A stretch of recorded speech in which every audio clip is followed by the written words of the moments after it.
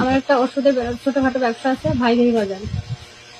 তো এখন ঘটনা হয়েছে, আমার ছেলে হলো বাড়িতে একটা বিয়ে ছিল, ওই বিয়েতে মানে অনুষ্ঠানে আসছিল। আমাকে বিয়ের কথা বলে নাই, যদিও বলছে মা আমি একটু বাড়ি থেকে আসি।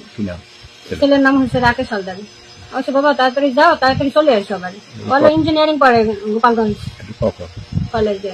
এলো মানে আমার কাছ থেকে বেরোচ্ছে সন্ধ্যার দিকে, গত মঙ্গলবার সন্ধ্যার দিকে বের হচ্ছে। পর বলছে আচ্ছা ঠিক আছে মা তাড়াতাড়ি চলে আসবো না। এরপরে প্রায় রাত 9টা 9:30 বাজে আমি ফোন দিই, ওর ফোন আলো বন্ধ পাই।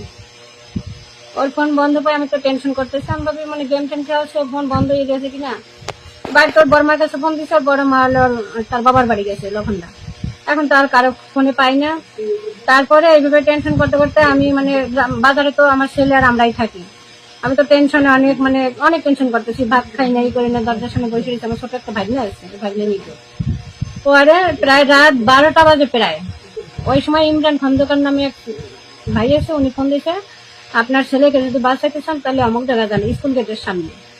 তখন আমি কি করব, মানে আমার হাত পায়ে কোনো বল নাই, মানে ছেলের কথা তখন শুনছি, কিন্তু এরকম ঘটনা তো আমি হয় নাই কখনো। পরে আমার ওই ছোট ছেলেটারে নিয়ে আমি তখন কাউকে ফোন দেবো ওই সেন্স আমার ছিল না। পরে ছোট ভাগনাটারে নিয়ে আমি আসলাম স্কুল গেটের সামনে। তখন আমি স্কুল গেটের সামনে কোনো লোক পাইনি। পরবর্তীতে আমি আবার ওই ইমরান খন্দকারে আমি ফোন দিছি যে ভাই এখানে তো কোনো লোক নেই, আমার ছেলেটা কোথায়। পরে বলে আচ্ছা ঠিক আছে, তাহলে আমি যারা আটকাইছে ওদের কাছে ফোন দিয়ে আমি শুনে নি বিস্তারিত। পরে শুনে আবার পরবর্তীতে আবার ফোন দিছে, ফোন দিয়ে বলতেছে যে নাদিম একটা নাম আসছিল, তার বাড়ির পাশ দিয়ে একটু রাস্তা গেছে, ওই স্কুলের ছাড় দিয়ে চিপা রাস্তা, ওই রাস্তার ভিতর যাই দেখো একটা বিটার গাছের বিটা আছে, ওই জায়গা আছে।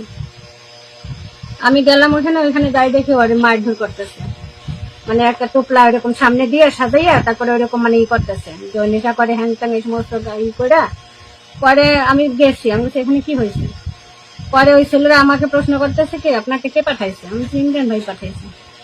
পরে বলতেছে আপনার ছেলেরা তো ছাড়া যাবে না, আপনার ছেলেরা যদি এখান থেকে নিতে চান 2 লাখ টাকা লাগবে। কে বললো?